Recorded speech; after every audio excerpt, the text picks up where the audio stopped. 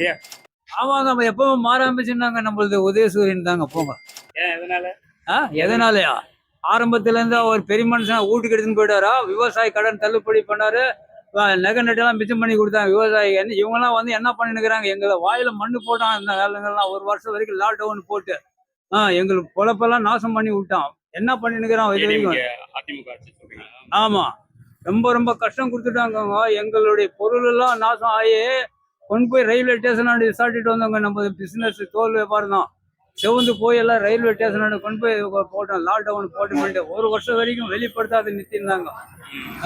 என்னங்க ஜனங்களை எவ்வளவு கஷ்டத்துல இருந்தா நாங்க தெரியுங்களா? சொல்லணும்னா எவ்வளவு சொல்லலாம், மானாங்க விட்டுடுங்க எல்லாத்துக்கும் எதுனா பண்ணிட்டு. ரொம்ப ரொம்ப சிரமம். 60,000 அந்த நேரத்தில் லாக்டவுன் போட்ட எல்லாம் சந்தை சாடி எதுவுமே இல்லை. பூரா ஷாப் எல்லாம் கைத்தொழில் எல்லாம் நாசம்.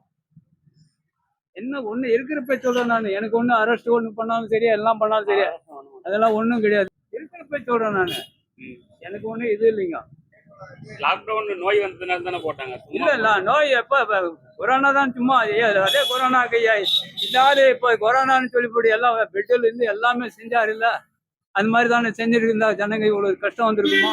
அது யோசனை பண்ணணுங்க யாரா இருந்தா என்ன. சரி, ஓகே.